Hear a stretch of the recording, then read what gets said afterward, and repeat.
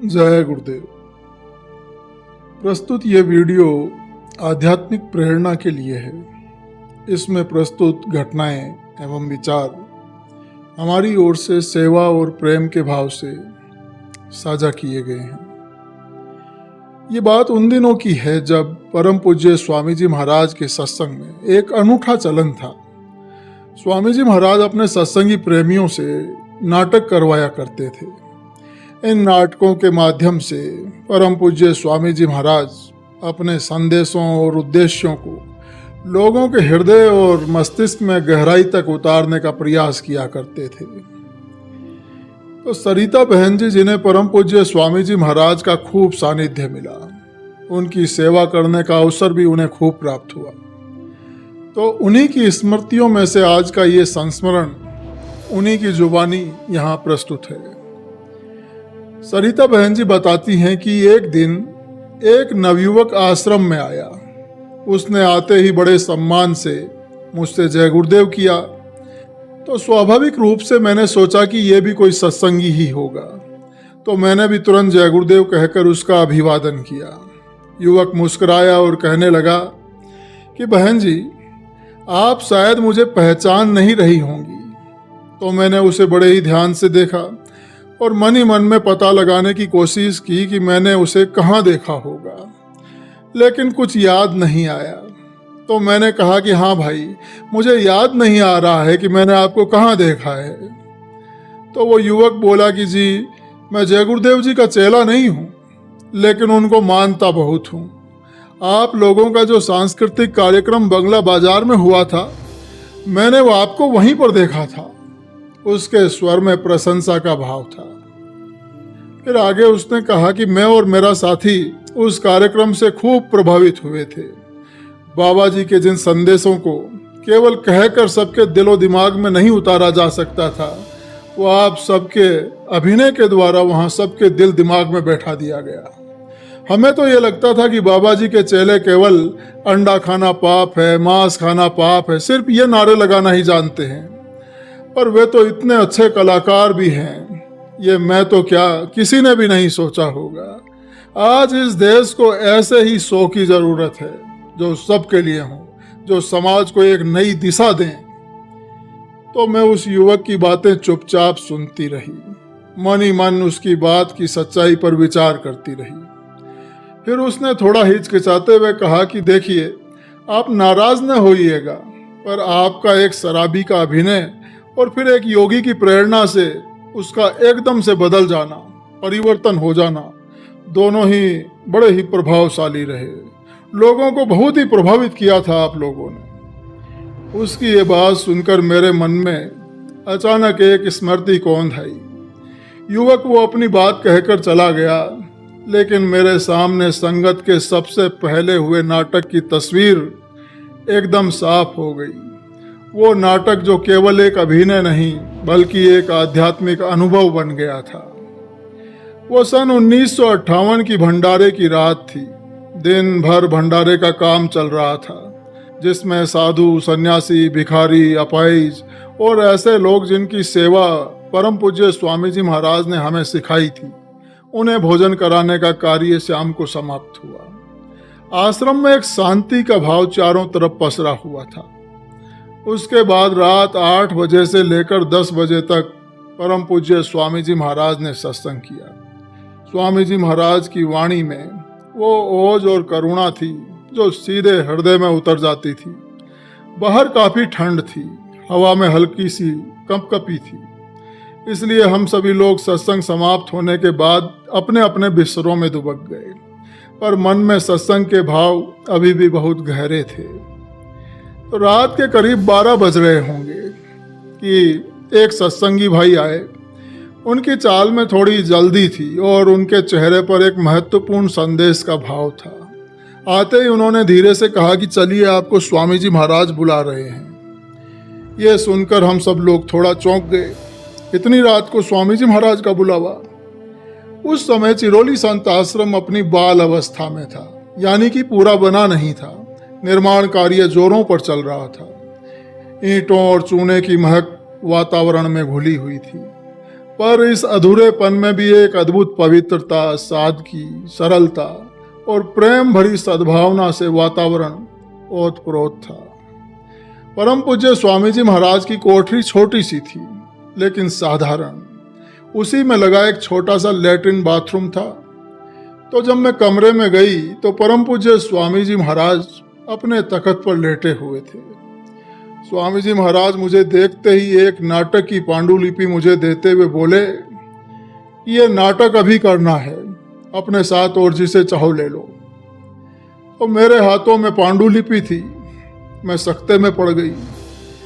पन्ने उलटती रही और सोचती रही कि इस समय, इतनी रात और इस अनियोजित तरीके से नाटक का आयोजन कैसे और कहाँ किया जाए। लेकिन परम पूज्य स्वामी जी महाराज ने स्वयं ही मेरी समस्या सुलझा दी। उनके चेहरे पर हल्की सी मुस्कान थी। स्वामी जी महाराज बोले, यहीं लाउड स्पीकर लगवा देता हूँ, तुम लोग इसी कमरे में बैठकर नाटक पढ़ो और सब लोग अपने अपने स्थान से सुनेंगे। यह सुनकर मेरी चिंता कुछ कम हुई, पर अभी भी मन में एक उत्साह और घबराहट दोनों थी।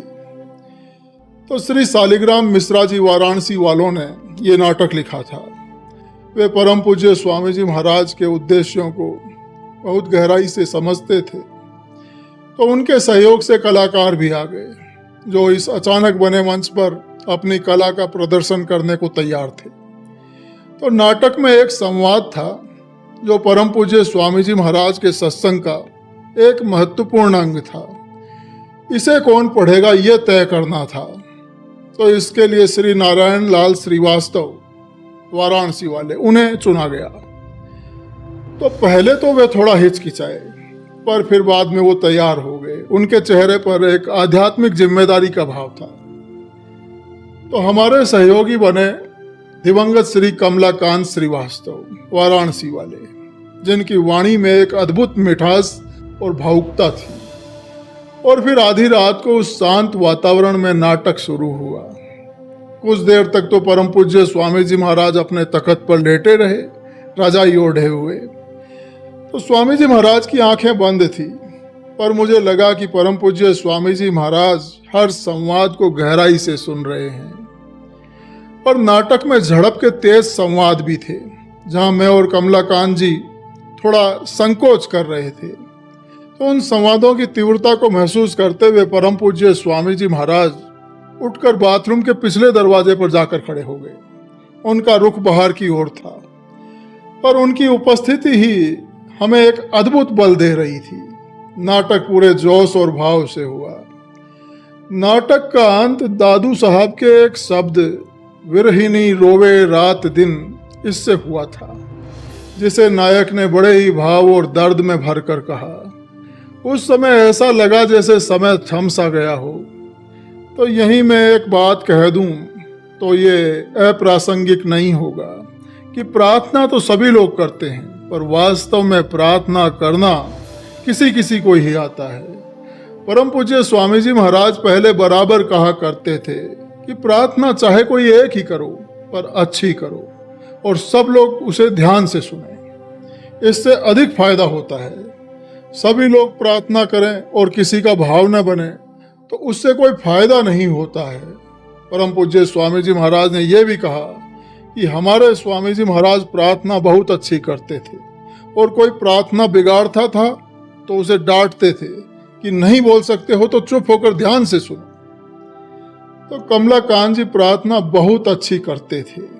जब उन्होंने दादू साहब के दोहे को स्वर दिया कि विरहिनी रोवे रात दिन प्रीतम पाए नहीं, तो उसमें इतना दर्द था, इतनी मिठास थी और इतनी सच्चाई थी कि हम सब लोग मुग्ध होकर सुनते ही रह गए। उनकी आवाज में आत्मा की पुकार थी।